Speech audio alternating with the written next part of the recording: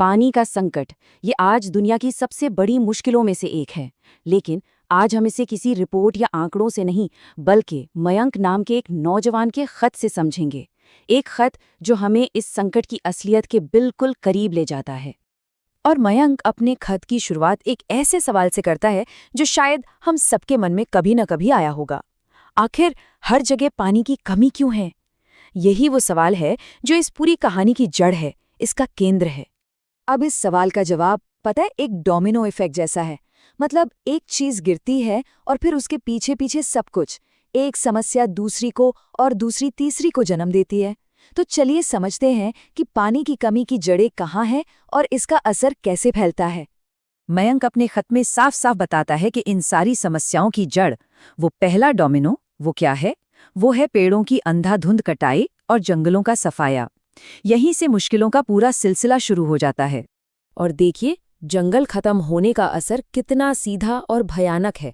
सबसे पहले बारिश कम हो जाती है। बारिश नहीं होती तो फसलें बर्बाद हो जाती हैं। फसलें बर्बाद होती हैं तो खाने की कमी हो जाती है। और जब गांव में न खेती बची न खाना, तो लोग क्या करते हैं? वो काम की तलाश में शहरों की तरफ भागते हैं। और बस यहीं से एक और बड़ी सामाजिक आर्थिक समस्या खड़ी हो जाती है। और इसी तकलीफ को मयंक एक बहुत ही दिल छू लेने वाले सवाल में समेट देता है। वो पूछता है, प्यासी मिट्टी के साथ हम खुश कैसे रह सकते हैं?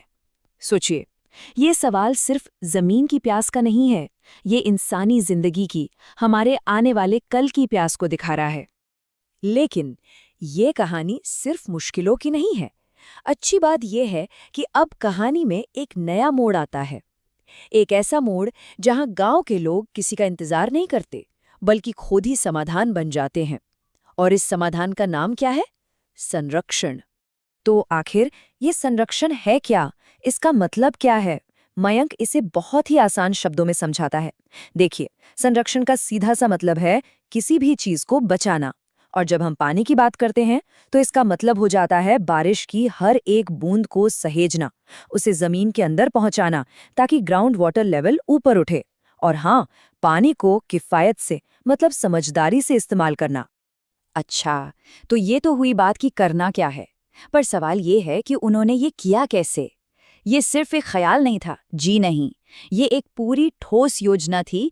और सबसे बड़ी बात, इस योजना में पूरा का पूरा समुदाय एक साथ खड़ा था। तो चलिए देखते हैं कि उनकी योजना क्या थी। उनकी योजना ना बहुत ही प्रैक्टिकल थी, जमीन से जुड़ी हुई। उन्होंने 4 मुख्य काम किए। पहला, खेतों की चारों तरफ मेड़बंदी की, ताकि बारिश का पानी बहकर निकल न जाए। दूसरा, जगह जगह छोटे छोटे तालाब खोदे ताकि पानी जमा हो सके।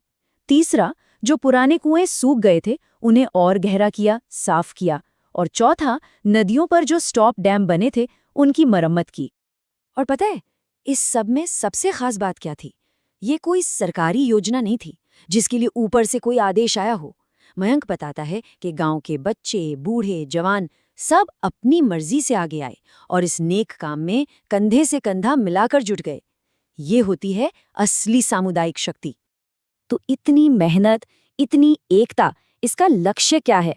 आखिर ये लोग मिलकर कैसा भविष्य बनाना चाहते हैं?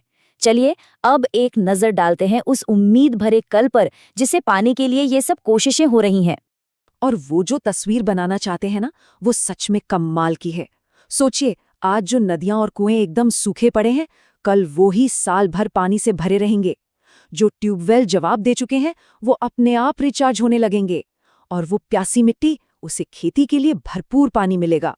ये कोई सपना नहीं है, ये एक ऐसा लक्ष्य है जिसे वो हासिल कर सकते हैं।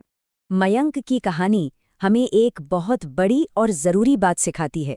वो ये कि हर चीज के लिए सरकार का मुंह नहीं ताका जा सकता। सरकार अकेले सब कुछ नहीं कर सकती। बदलाव की जिम्मेदारी हम सबकी है, साझा जिम्मेदारी। और इसी से जुड़ा एक और जरूरी संदेश है, सिर्फ नारे लगाने से कुछ नहीं बदलेगा। असल बदलाव तब आता है जब हम खुद मैदान में उतरते हैं, जब भागीदारी होती है। यही और सिर्फ यही समाधान की असली चाबी है। तो मयंक और उसके गांव की ये कहानी हमें एक बहुत अहम सवाल पर लाकर छोड़ देती है। पानी, ये हम सबकी, हर एक की बुनियादी जरूरत है। तो फिर इस बड़ी लड़ाई में हम सब अपनी अपनी छोटी लेकिन बहुत जरूरी भूमिका कैसे निभा सकते हैं? ये एक ऐसा सवाल है जिस पर हम सबको सोचने की जरूरत है।